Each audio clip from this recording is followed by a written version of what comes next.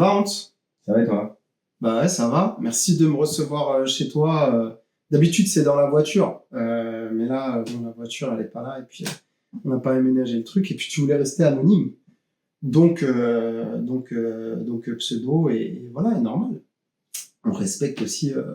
C'est très rare que les hommes viennent discuter de ça, donc de cette thématique. Donc, merci à toi déjà d'avoir accepté un peu à l'arrache. Parce que je t'ai même pas prévenu. Donc, enfin, je t'ai pas trop prévenu. Donc, c'est drôle. T'as quel âge? Bah, d'ici un mois, on va bientôt fêter les 41. Ah là là là là, ça avance. Hein. Ça date, hein. Ouais, moi, je vais avoir 40 dans un an. Ça va vite. Non, mais Ça va très très vite. Est-ce que tu as vu passer tes années? comme d'hab, on les voit pas passer à la minute, mais on voit toujours le passé, on le voit tellement plus vite passer que le présent, voire le futur. Ça va très très vite. Ouais, c'est vrai que... Après, en plus, on a ce côté un peu nostalgie de repenser au truc à l'ancienne, de se dire, putain, c'était bien, j'en ai pas assez profité, tu vois. Je sais pas si ça te fait ça, toi. Ouais, sauf que la vision d'enfant, elle est totalement différente. Ouais, c'est sûr. T'as une vision différente des choses, où tu te disais, ça c'était magnifique, c'était grand, en fait, c'est petit, pas les bonnes visions qu'on a d'enfant. On Ouais. idéalise tellement les choses. Oui, c'est vrai. On idéalise les souvenirs aussi. Oui, c'est vrai. Quand tu regardes des anciennes choses que tu kiffais et tu reviens dessus et à un moment donné tu te dis en fait c'était nul. Ouais, mais sur l'instant, quand tu les vis, c'est vrai on les apprécie pas autant que quand on se les remémore. T'as raison. C'est vrai. Notamment, on peut parler de Dragon Ball Z. où on se dit, waouh, c'était trop bien et tout. Puis tu mets un épisode, tu fais, waouh, c'était bien, mais Comment quand t'as pu même, bouffer ça aussi c'est un peu long, quoi. Non, c'est vrai, c'est vrai. Bon, si on est là aujourd'hui, c'est pas pour parler de manga ou de nostalgie, quoi, que ça peut être intéressant. Étonnant. Mais c'est pour parler d'amour. Et là, donc, c'est la reprise des podcasts pour moi de cette thématique-là que j'avais commencé avec Mourad Tellab, qui a un podcast aussi à lui. Et moi, j'avais besoin de continuer à fouiller, à comprendre, parce que c'est une vraie passion pour moi, l'amour. Donc moi, la première question que je vais te poser, c'est pour toi, Hans, c'est quoi l'amour? Pour toi. Wow. What a question. Il me sort un anglais avec des patates. Ouf. Donc j'imagine l'amour, tu penses l'amour. C'est toi, j'imagine rien, c'est vraiment toi ta définition. Je veux vraiment ta définition personnelle. Je sais pas, j'en ai pas. Je me suis jamais posé la question. Je me suis jamais posé la question. Très bonne question. Très très bonne question. Donc j'imagine tu mets tous les amours, que ce soit l'amour propre, l'amour de soi, l'amour des parents, l'amour d'un enfant, l'amour d'une femme ou quoi que ce soit. On est d'accord? Ça peut être tout. Ouais.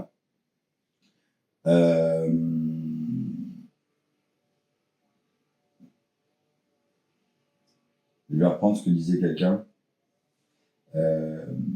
J'aime beaucoup sa philo, c'est en disant c'est l'attention plus le temps que tu donnes à la personne. Waouh. Ouais, c'est très beau.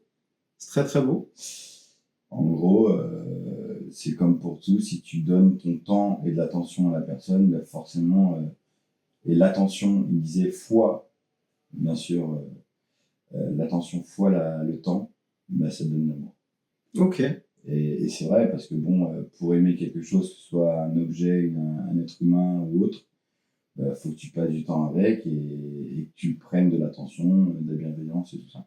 Mais du coup, dans cette logique, le déclencheur de l'amour, c'est quoi? Parce que si je comprends bien ta logique, l'amour, il peut pas exister avant d'avoir donné du temps et de l'attention. Mais du coup, avant ça, c'est quoi? Dans ta logique. Quand tu rencontres quelqu'un directement, qu'est-ce qui te fait dire tiens, elle, j'ai envie de l'aimer? Et ben, donc, avant l'amour, je vais dire c'est l'attention. Parce que sans attention, il n'y a pas d'amour. Et à force de donner attention, donc c'est le temps qui va venir. Donc, qu'est-ce qui va devenir avant l'attention? Et ben, ça va être, je pense, le plaisir ou la forme, la forme d'être, la forme, tout dépend encore si on parle de quelqu'un, de quelque chose ou pas. Mais tout dépend de la forme qui va t'interpeller. Que ce soit du physique chez une femme ou un homme, le physique, ça peut même, quand tu as de l'amour pour un pote ou ceci ou cela, il y a quand même un côté, enfin, moi je pense, en tout cas à mon idée, c'est, il y a quand même un côté physique. Ok. Et quand par exemple, on va être dans le concret, quand tu rencontres une fille, qu'est-ce qui va te donner envie de lui donner l'attention et le temps? Ça peut être plein de choses. Tout dépend de moi dans quelle mentalité je suis à l'actualité. Ouais. C'est-à-dire, est-ce que tu es en mode, tu es tranquille, tu es avec des potes en train de parler, et puis d'un seul coup, il y a une fille qui arrive, que ce soit la serveuse, que ce soit une copine d'un pote ou quoi que ce soit. C'est l'entrée en scène de la personne. On imagine, on est dans un le premier film, contact. ça, Ouais. premier contact, ice contact ou pas, mais c'est le premier contact. Est-ce que ça va être une fille qui est bien habillée? Est-ce que c'est une fille qui a un joli visage? Est-ce que c'est une fille qui sourit? Ou c'est la meuf qui arrive, qui raconte une connerie, là, tu fais, elle a l'air délire. Donc, je ne peux pas te définir quel va être le critère, parce que le critère peut être différent. Pour toi, ça peut être plein de choses. Peut être différent. En fait, avec mon expérience, je vais approfondir vite fait sur la question pour donner une image. Avec mon expérience, je sais pas si ça fait la même chose que moi, c'est que je suis sorti avec différentes personnes en me mettant des critères différents. C'est-à-dire que parfois, je me suis dit, elle s'habille bien, ça va être une fille classe, et donc j'ai continué mon schéma, et donc j'ai pris l'attention vers elle. Parfois, ça pouvait être la fille, juste en se sentant bien, c'est un délire, la meuf, ça peut être ton meilleur pote, et j'ai mis l'attention. Et je me suis rendu compte que toutes ces relations avec des critères numéro 1 différents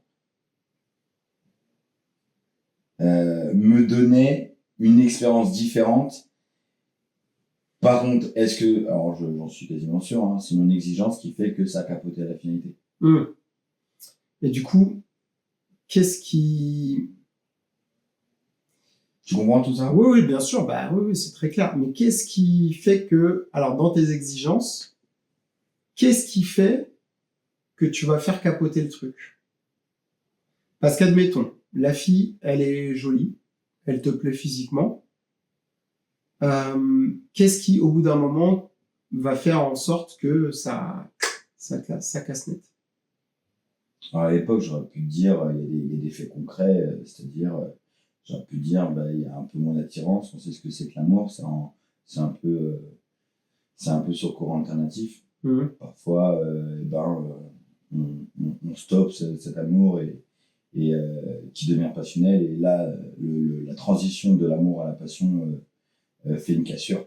À toi de voir si tu veux recoller les wagons. Ouais, c'est très intéressant ce que tu dis. Ou de comprendre. C'est très intéressant ce que tu dis. Ou de comprendre que en fait, tu as besoin de cette cassure pour passer au passionnel. Donc il y a ça. Donc toi, tu passes de l'amour au passionnel, ou du passionnel à l'amour de l'amour au passionnel. Plus calme. Toi, ça monte en fait. Alors, pour être franc, je crois que je me suis toujours arrêté à la rupture entre les deux. Donc dès que ça devenait passionnel, tu t'arrêtais? Dès que ça venait en dedans dans l'amour, c'est-à-dire que, comme je disais, ça monte, ça descend. À partir du moment où à un moment donné je descends, je vais jusqu'au bout, je vais descendre jusqu'aux ténèbres. Et une fois que je suis aux ténèbres, je lâche la prise, je sais même pas de remonter. Alors, ce qui est hyper intéressant, et je vais faire une comparaison avec moi, c'est que moi, c'est tout l'inverse. Moi, je suis passionné très vite. Alors, je sors avec des filles avec qui je suis pas passionné, hein, c'est pas le problème.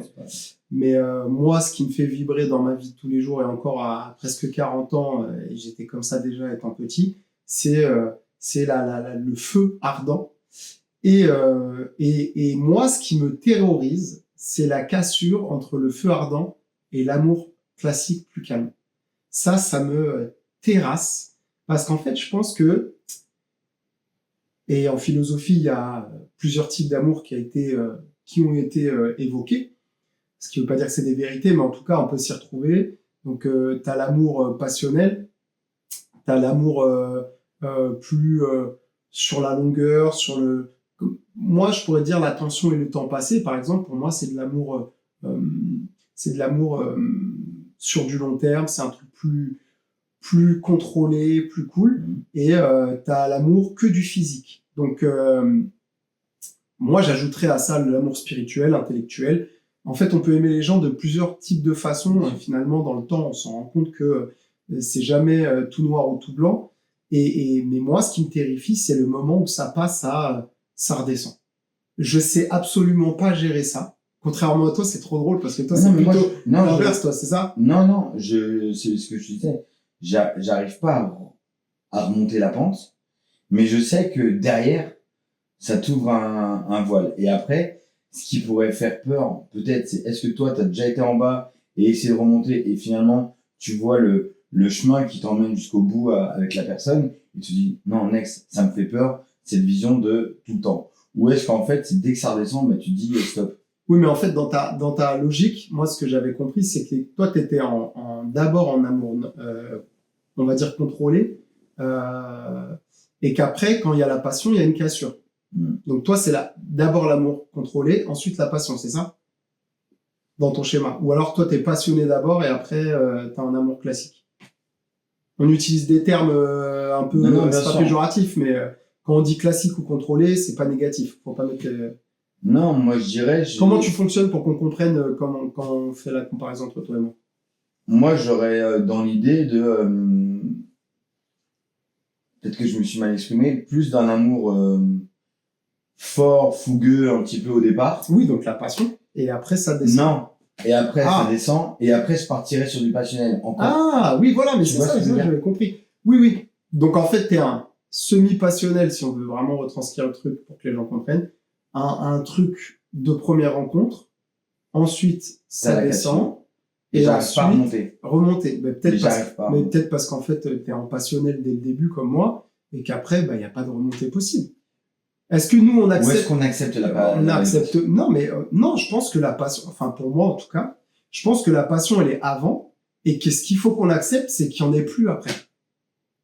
Tu vois ce que je veux dire? C'est-à-dire que la passion, elle est là, pas sur toutes les filles qu'on rencontre, encore une fois. Non, bien sûr, non. Mais celle qui nous trigger de malade, je pense que la passion, elle est là. Et ce qui nous fait peur, en vrai, en tout cas, moi, c'est sûr, c'est le moment où je vais me dire, ça va passer en mode normal, et que ça remontera plus jamais comme avant, parce que ça sera plus jamais comme avant. C'est hormonalement prouvé, c'est de la neuroscience, c'est comme ça que le cerveau fonctionne, avec tout ce qui est hormonal, message, etc. On va pas faire un cours de sciences neuronales aujourd'hui, mais il y a des tas de séminaires qui sont hyper intéressants sur l'amour et les conséquences sur le cerveau, et le cerveau et les conséquences sur l'amour. Et bref, il a été prouvé que, en gros, en fait, plus tu t'habitues à la personne, plus l'amour-passion, il disparaît et c'est plus possible qu'il revienne. Parce que, en gros, t'es trop habitué à hormonalement échanger avec cette personne, donc forcément, les choses vont diminuer. Et moi, je pense que ce passage-là, en tout cas pour moi, il est flippant de ouf. Parce que je sais pas gérer quelque chose de calme, plat. Je l'ai fait, hein. Vraiment, j'ai eu une relation qui a duré très longtemps d'ailleurs, c'est sûrement grâce à ça. Mais j'étais en couple libre aussi, et ce qui m'a permis d'avoir de la passion à côté pour m'équilibrer. Parce que on parle de choses, mais moi ça me manque de mots. Vas-y, mets-les. Hein. L'amour passionnel, tu penses à quoi? Tu penses à la découverte de l'autre personne, son monde, ses actions, ses envies, ses hobbies. Et bien sûr, il faut y venir, la partie sexe. À un moment donné, elle est là, elle est présente. Donc, est-ce qu'on parle de ce côté passionnel du départ que t'as, hein, et moi aussi, hein, mais est-ce qu'on parle de ce côté, voilà, c'est découverte d'une autre personne, tu t'imprègnes de toute sa beauté ou de son physique, en tout cas tout ce qui te plaît chez elle. Ça peut être du physique, ça peut être de la mentale, ça peut être autre chose, enfin qu'importe. Chacun imitera le critère qu'il en aura envie. Donc est-ce que c'est tout ça? Et là, pour toi, c'est passionnel, et à un moment donné, à force d'être avec la personne, t'as un peu moins envie, et au lieu de le faire 3 fois par jour, Hein, Non, qu'importe, oui, c'est... qu'importe sa fréquence aux gens, c'est une fois par jour ou quoi que ce soit, et après ça diminue de plus en plus à une fois par semaine, une fois par mois, et c'est ça ce côté relâchement. Mais moi je pense que si on parle de ça purement de sexe, techniquement quand on dit passionnel et autres, je pense que derrière ça, il y a aussi quelque chose qui plaît ou qui ne plaît pas, c'est les habitudes. Oui, mais c'est ça. Et en fait, si tu vois ce chemin long et tu dis ouais, t'as l'habitude, parfois ça t'est déjà cassé les couilles de recoller avec une nouvelle meuf, rapprendre sa vie, rapprendre ses trucs, et ça te gonfle de repartir sur des relations, à rapprendre une personne. Donc c'est pour ça que je te dis le côté passionnel, il est aussi, alors c'est peut-être c'est pour ça que tout à l'heure je t'ai dit amour fougueux et amour passionnel. L'amour fougueux, j'y mettrais dans le côté sexe et apprentissage de la personne. Oui, tu mets une nuance. Ouais. Et l'amour passionnel, j'y mettrais parce qu'en fait, à partir du moment où tu t'imprègnes, quand je dis imprègne de la personne, ça fait penser à Twilight et tout ça, où il disait, non, mais il disait ça. Twilight. Non, mais non, bah, j'ai pas trop suivi, mais le peu que j'ai vu, c'est ça, c'est, tu t'imprègnes de la personne. Et à un moment donné, quand tu connais tout de la personne, t'as ce côté négatif parce que tu sais comment elle fonctionne, mais t'as ce côté aussi sécurisant, rassurant. Oui. Mais ça, c'est pas de la passion. Si, parce que ça peut en devenir. En fait, le côté où si on part d'une ligne droite, comme t'aimes bien faire et j'aime bien aussi, hein, ce côté un peu linéaire. Tu rencontres la personne, ça monte très très vite, très haut. Parce qu'elle est belle, parce que ceci, parce que sexuellement c'est tout bien, la façon dont elle parle, parce que moi par exemple c'est des choses qui sont importantes, ses habitudes et tout, et boum, ça monte en flèche. Ok? À un moment donné, ça s'estompe. L'estompe peut aller plus ou moins vite. Moi, ce que je pense... Suivant la chimie que tu as avec la personne, effectivement. Bien sûr. Je pense que cette remontée, pour que ça finisse ensemble tout au long de ta vie, elle est longue. Et c'est ça qui est cool. Et c'est ça que je pense que on n'y arrive pas parce qu'on n'est pas patient, on n'est pas des hommes patients. Et si on parle vraiment que ça t'énerve, toi, d'avoir ce côté sécurisant, sécurisant et tu te dis un peu train-train quotidien, ça te saoule et tout ça, je peux le comprendre. Par contre, si c'est la peur par rapport à ton passé, enfin moi, je dis toi, mais ça peut être... oui, bien sûr, bien sûr. Et même moi, je m'inclus là-dedans. Et je vais dire, moi maintenant, mon passé, ce que j'ai vu de mes parents, leur amour qu'ils ont eu, qui a été très déchirant et très truc, ben ça, c'est une autre forme aussi de ton expérience à toi, qui n'est pas la pure que tu es en train de fabriquer toi avec ta femme, mais ce que tu as vu de ta vie. Quand tu vois de ta vie tes parents, tonton, ta tante qui divorcent ou quoi que ce soit, bah ça donne pas cette sécurité pour aller loin. Oui, c'est un conditionnement négatif qui fait que si tu en ressors pas, effectivement, tu vas avoir toi des points de blocage sur tes propres relations. Et moi, je pense que si tu arrives à monter ce cap, à passer ce cap, tout doucement avec la personne, je suis sûr que ça peut être encore plus beau.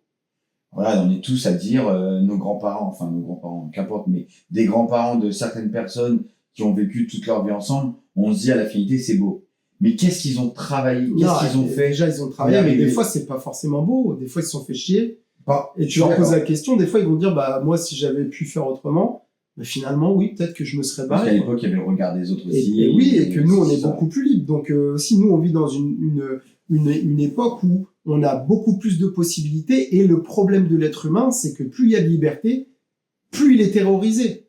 C'est pour ça que les gens font n'importe quoi et que dès qu'ils ont un bout de liberté, ils font que de la merde. Pour moi, en tout cas, j'estime qu'actuellement, on est dans un moment où on a tout pour, tu vois, le recul, la réflexion, les expériences des gens autour, la communication qu'il y a autour de l'amour et du sexe. On a tout pour réussir à vivre dans un monde d'amour différent, justement, de celui passé où il y avait des mariages forcés, où on se mariait avec des gens parce que, bah, par dépit, il n'y avait pas autre chose, etc.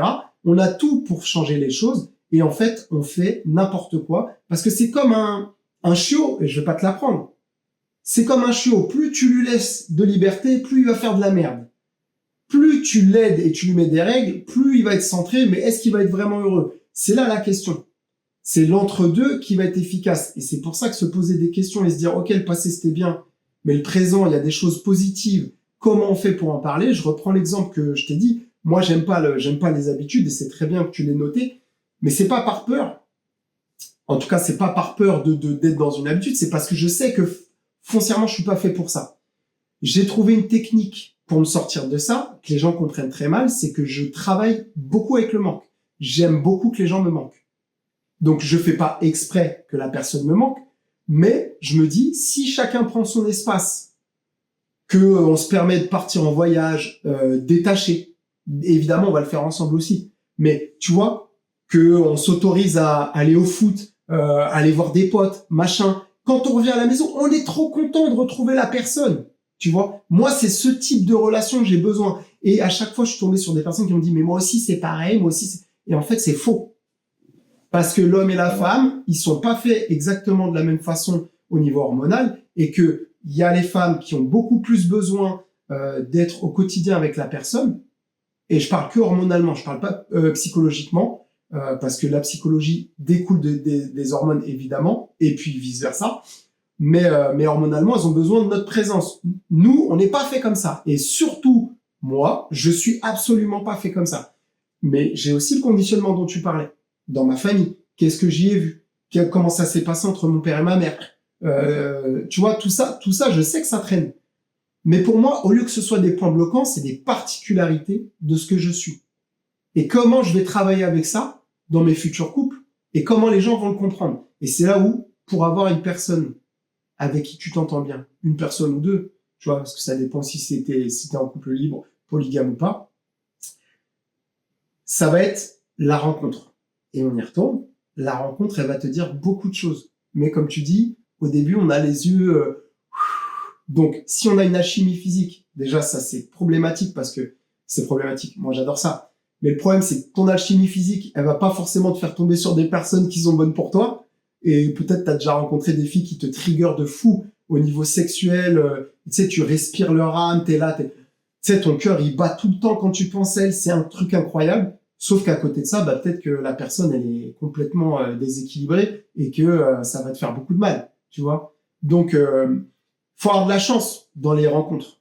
Aussi, je pense qu'il y a une grosse part de chance. Genre, je tombe sur une personne, est-ce qu'elle me trigger? Après, le problème, c'est que si tu comptes que sur l'alchimie, un peu comme moi, bah, tu vas pas rencontrer beaucoup de personnes. Et puis, ce sera pas forcément bon. Alors que si on est plus ouvert sur des choses dont tu parles, c'est-à-dire prendre le temps, même quand il y a cette cassure qui change un peu d'état de relation, continuer à prendre le temps, ça pour moi c'est intelligent, tu vois. Ça pour moi c'est ce qu'il faut faire. Bah, je pense que on est à peu près à la moitié de notre vie sexuelle, on va dire. On a commencé tous autour des 16-18 ans pour la... Un petit peu plus tôt, quoi. Non, mais c'est Un petit peu plus tôt. Je pense que Oui, en moyenne, tout le monde, en moyenne, en moyenne, t'as raison. 16 ans. La première fois, c'est 16 Non, en ans. moyenne, t'as raison. Moi, c'était beaucoup trop tôt, mais oui. La première, pour la plupart des gens, c'est 16 ans. Et quand t'as des vraies relations un peu répétées, vraiment, et ça, c'est à partir de 18 ans où là, tu fais tes records de week-end avec tes potes. Mais là où je voulais en venir, c'est que en 20 ans qu'on a eu à peu près 20 bonnes années aujourd'hui, on répète nos schémas. Ouais, clairement. On répète nos schémas. Et à un moment donné, je me dis, j'ai 20 ans, il m'en reste 20 sexuellement encore à prendre. Parce que je sais pas ce que ça devient après, et je sais pas. Non, mais parce que les gens, ils pensent que nous, les gars, on aura jusqu'à la fin de notre vie, en tout cas très tardivement, des envies, des trucs et tout. Oui, mais ce sera pas pareil. Oui, ça va changer. C'est pour ça que je dis. Donc, et nous aussi, on a une horloge, parce qu'on entend souvent, oui, nous les filles, on a une horloge. Nous, on n'a pas la même horloge, mais on a une horloge aussi. Donc, c'est pour ça que je fais une corrélation un peu comme le travail, tu vois, c'est 40 ans de vie, boum, faut que tu exploses les 40 ans, enfin bref. Et donc, j'ai reviens un jour là-dessus, sur le côté le travail et le sexe. Pour l'homme, c'est presque pareil. 40 ans. Bref. Et donc, tu mets 40, là, t'as la moitié de ta vie, et tu dis en 20 ans, voilà ce que j'ai fait, et finalement, j'ai pas réussi à construire. Donc, tu poses la question, la suivante. Est-ce que t'es fait pour être célibataire, parce qu'à force de te mettre et d'avoir une rupture, recommencer et tout, bah, tu peux faire du mal à la personne, ou la personne peut te faire du mal, et toi, tu vas recravacher derrière, soit avoir une période néfaste, et donc, il va falloir que tu retrouves le moral ou quoi que ce soit. soit faut que tu retrouves quelqu'un et donc, alors parfois quand c'est facile, quand t'es beau gosse comme toi, ça va. Mais quand le mec est pas forcément beau gosse, C'est pas si simple que ça, mec. non, mais Hein. je connais. Et donc du coup, L'argent, il prime sur la beauté actuellement. Hein. Mm. La situation prime sur la beauté. Et donc je dirais que si derrière ça,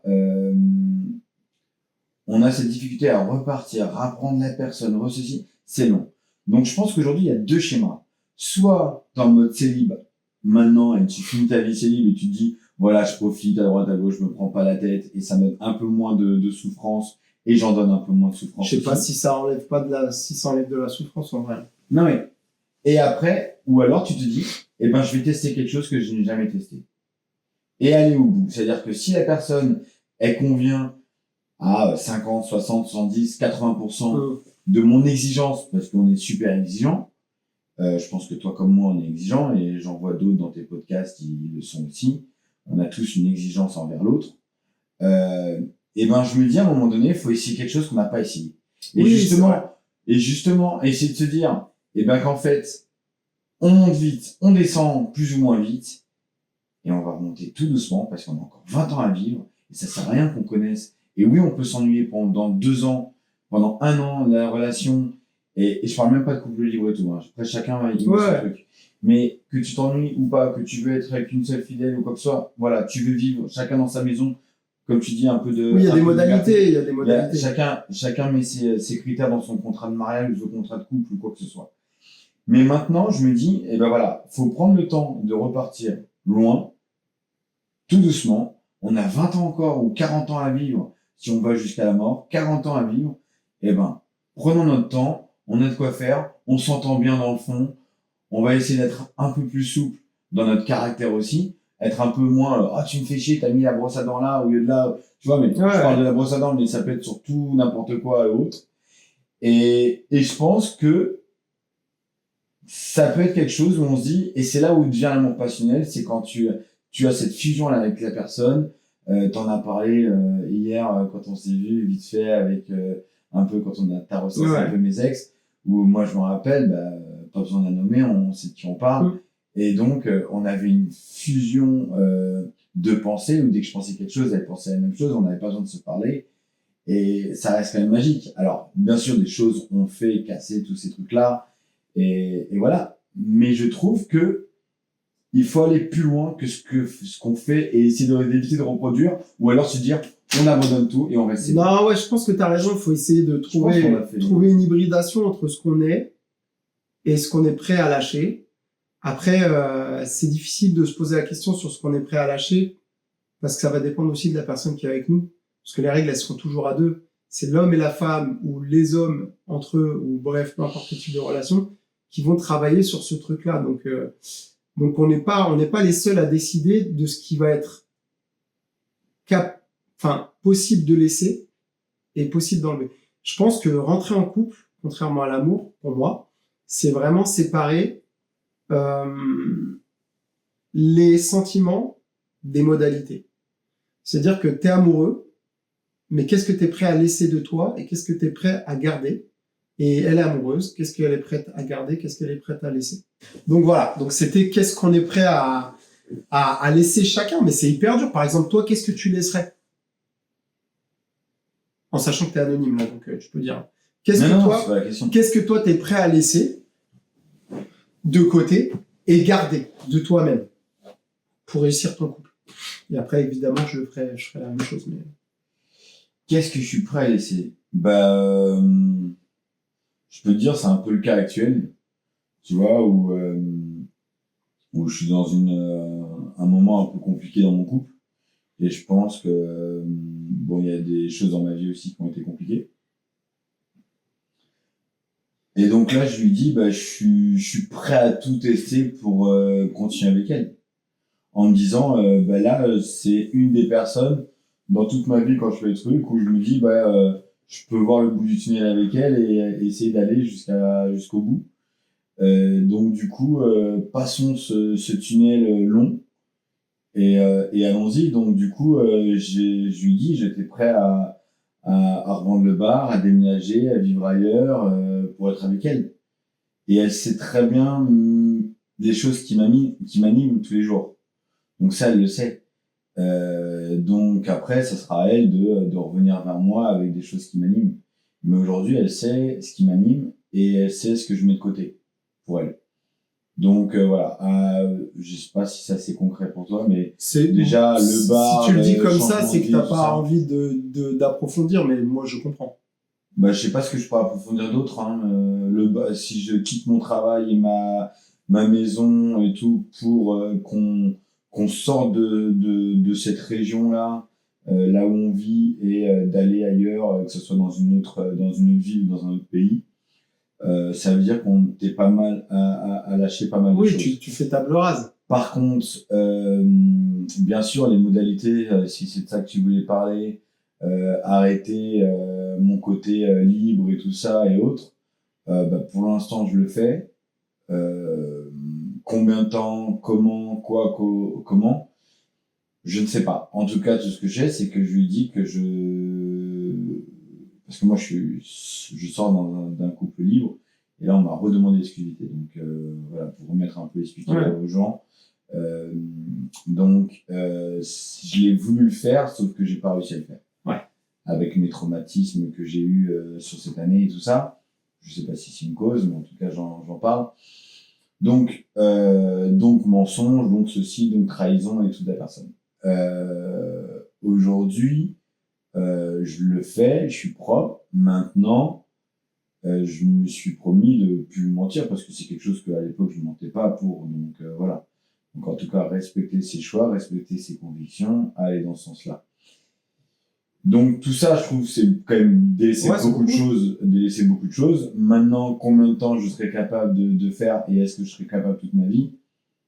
Avec le temps qui me donnera la réponse. Ouais, mais qu'est-ce que tu garderais du coup?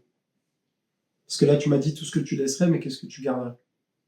Bah, pour l'instant, ce que je garde, c'est elle. Comme je te dis, j'ai 20 ans de vie où j'ai travaillé à droite à gauche, j'ai visité, j'ai voyagé, j'ai connu plein de meufs, ceci, cela. Je peux claquer encore une fois la porte. J'ai claqué plein de fois la porte. Je suis parti de Paris, tu es au courant. Je suis parti en Angleterre, je suis parti en Italie, je suis parti à Tahiti. Enfin, j'ai voyagé, donc passer la porte, dégager et tout, je sais faire. Donc, qu'est-ce que je garde? Mon strict minimum, comme on dit, mes couilles et mon couteau, et c'est tout, tu vois. Donc c'est tout.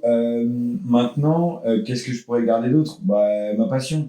Mais ça, j'en reparlerai parce que j'aimerais peut-être finir le truc dessus là. Ok. Parce que j'ai une réflexion et je me dis, mais ça fait 1 an ou 2 que j'ai cette peut-être pas 1 an ou 2. Non, mais je crois depuis la finale là. Et je me dis, mais comment ça se fait? Et je vais te poser la question. Ouais. Tu veux me poser une question peut-être sur ce que je viens de dire? Non, moi je vais juste répondre aussi. Je vais jouer le jeu parce que si je te pose des questions, il faut que j'y réponde aussi. Sinon, ça veut dire et puis, du coup, je participe pas quoi. Donc que je vais pouvoir rebondir. Ouais, ça marche. Qu'est-ce que moi je laisserais? Alors moi j'ai eu des expériences qui m'ont appris beaucoup de choses. J'ai été en couple à 3, qui n'était pas un trouble puisque on était chacun. Enfin, j'avais mes 2 copines, mais on n'était pas ensemble sous le même toit, elles n'étaient pas amoureuses l'une de l'autre. J'ai eu 2 couples comme ça, deux couples à 3 comme ça, pardon. J'ai eu relation libre, et parmi ces relations, il y en a une il y en a plusieurs qui m'ont marqué, mais celle-ci m'a marqué particulièrement parce que quand elle est partie, j'avais l'impression qu'il y avait la moitié de moi qui partait. Et mon âme était touchée encore aujourd'hui, hein. Et en fait, j'ai compris que ce que j'étais, parce que moi je suis polyamoureux, ce qui ne veut pas nécessairement dire que je suis polygame, mais en tout cas, moi je suis capable d'aimer plusieurs personnes et je l'assume et j'ai pas de problème avec ça. Ce qui ne veut pas dire que je vais consommer cet amour, clairement, qu'on soit clair avec ça. Et en fait, cette personne-là, elle avait du mal à accepter, je pensais la polygamie, mais finalement que j'aime quelqu'un d'autre. Et moi, ça m'a terrassé parce que je me suis dit, en fait, on touche à ce que je suis au fond de moi-même.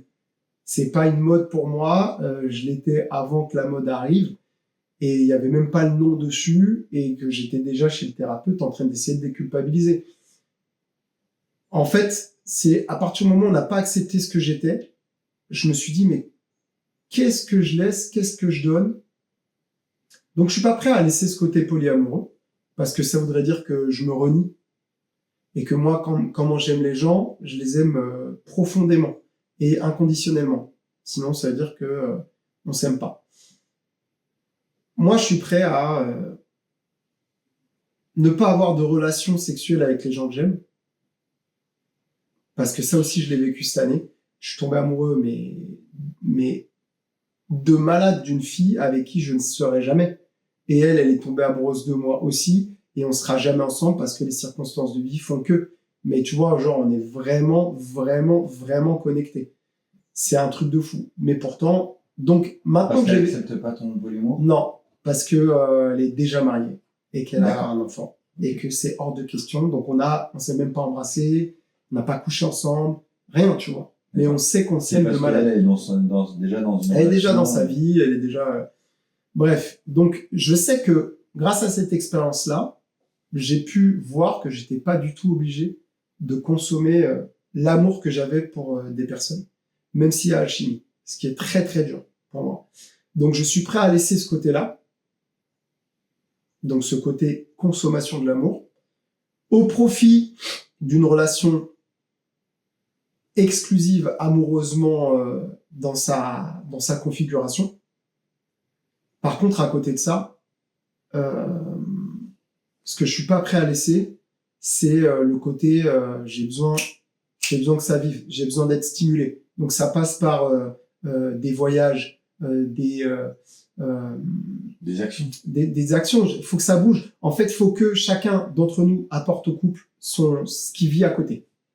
Qu'on soit pas tout le temps obligé de vivre l'un sur l'autre. Et ça, c'est super important, que chacun ait sa passion et qu'il continue Exactement, sa passion. exactement. Et d'avoir une passion peut-être commune et une passion autre, je veux dire, extérieure. Exactement. Avec des potes ou tout seul, mais exactement. Et au-delà de ça, même moi, tu vois, par exemple, dans mon couple libre, ce qui nous a fait tenir, je pense aussi, c'est que quand on avait un coup de cœur et une envie d'aller faire quelque chose avec quelqu'un, eh ben on s'interdisait pas parce qu'on savait aussi que si on s'interdisait, le boomerang il allait revenir.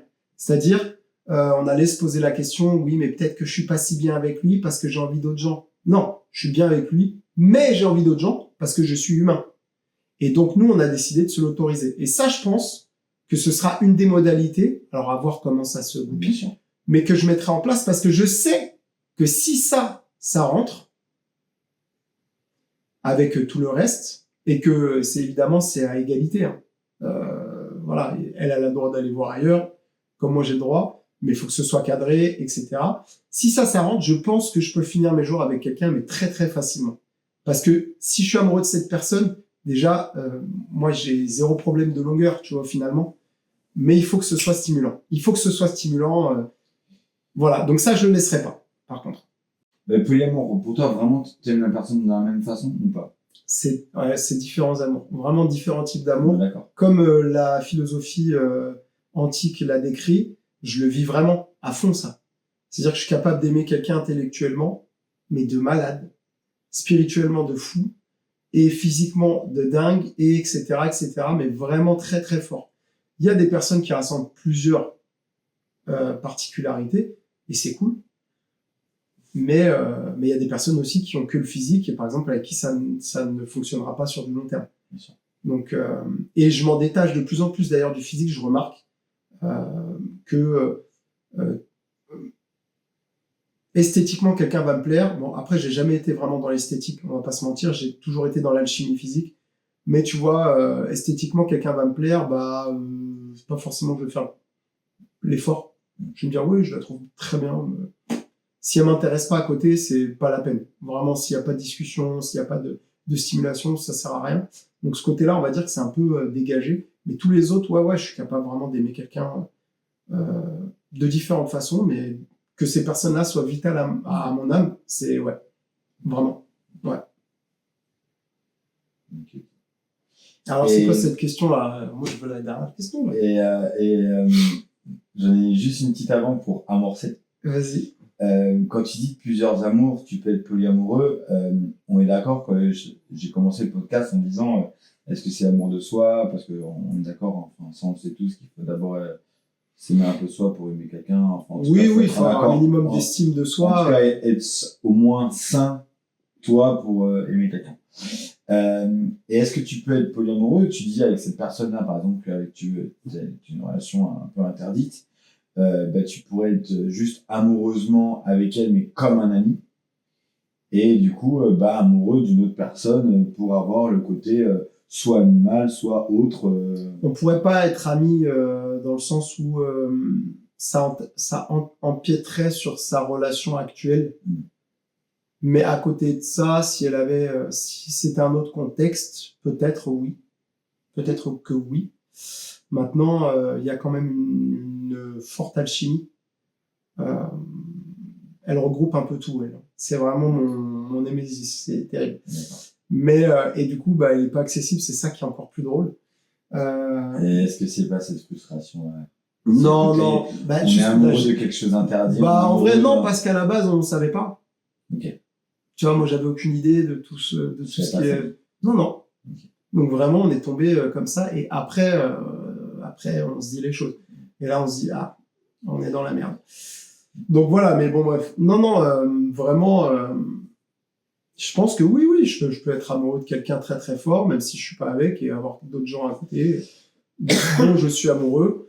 Je tombe de moins en moins amoureux. Par contre, ça me fait un peu peur. Par contre, c'est sûr que avec tous les critères que tu donnes dans une relation, que tu te donnes, hein, c'est-à-dire que tu veux tel critère, telle chose, ouais, mais ça, tu réduis quand même le champ des possibles. C'est pas les critères qui font l'amour pour moi. Je peux tomber amoureux de quelqu'un avec qui je sais que ça marchera jamais parce qu'on n'est pas connecté au niveau, je sais pas, des valeurs et tout, tu vois. Donc je vais pas y aller. Mais pour moi, l'amour, c'est séparé de la relation. Donc tu vois, je vais pas mettre des critères d'exigence. Là où j'ai peur, c'est que je commence à vraiment me vider de la substance amoureuse.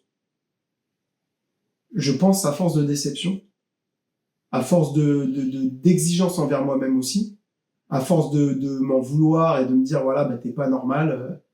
La norme voudrait que tu mentes. La norme voudrait que tu n'assumes pas ce genre de choses. La norme voudrait que tu caches. Parce que moi, j'en connais plein qui cachent. Et ils vivent très bien comme ça. Je n'arrive pas à mentir sur ce côté-là. Et je pense que c'est ce qui fait que je suis pas adapté. Il y a forcément quelqu'un d'autre qui fait ça. Eh ben, on verra. On verra. Moi, je ne ferme jamais la porte, mais c'est en train de vraiment. Moi, je me vide de ma substance, de ce que je suis, et je suis très triste de ça parce que moi, j'aime trop donner de l'amour, mais je crois que les gens comprennent pas et veulent pas comprendre. Et je les comprends.